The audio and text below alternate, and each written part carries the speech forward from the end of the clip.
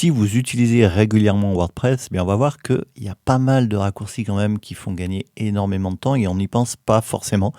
Donc je vais vous en donner quelques-uns qui j'espère vous seront très utiles. Donc c'est parti, on va commencer par les raccourcis de base.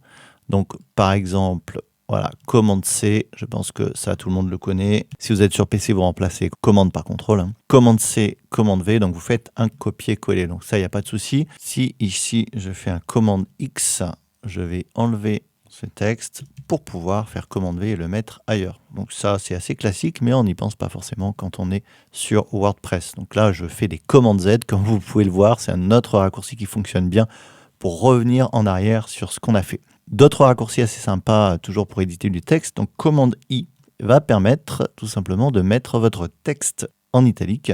Si je fais commande B, ça va le mettre en gras ou enlever le gras. Si je fais commande K, eh bien, je vais pouvoir créer directement un lien. Donc ça, c'est assez pratique, ça évite à chaque fois de cliquer sur les menus. Autre raccourci, toujours sur le texte, si je fais CTRL Option 1, eh bien, je vais passer en texte H1. Si je fais CTRL Option 2, je vais passer en texte H2. Alors curieusement, ça ne marche pas pour les autres textes H3, H4, H5 sur Mac. Je ne sais pas pourquoi. Il y a peut-être une astuce. Si vous la connaissez, n'hésitez pas à la mettre sous la vidéo dans les commentaires. Donc là, je suis obligé de revenir sur le H3. Un des raccourcis qui sert le plus sur WordPress, c'est commande S, puisque commande S permet d'enregistrer votre article. Donc on gagne du temps à chaque fois être obligé de scroller. Si vous êtes tout en bas, aller en haut pour cliquer sur enregistrement. Donc ça, c'est cool. Et si vous êtes friand de plus de raccourcis dans WordPress, eh bien celui qui vous sera peut-être le plus utile, c'est CTRL Option H. Et ça va vous afficher tout simplement tous les raccourcis disponibles pour votre éditeur Gutenberg sur WordPress. Donc ça, c'est vraiment très très pratique.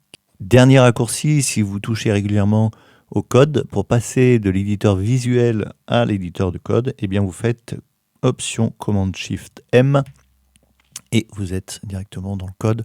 Vous refaites le même raccourci pour revenir en mode visuel, tout simplement. Voilà pour la petite astuce WordPress du jour. Merci de l'avoir suivi. Si vous avez des questions, n'hésitez pas et moi je vous dis à très bientôt sur Utips.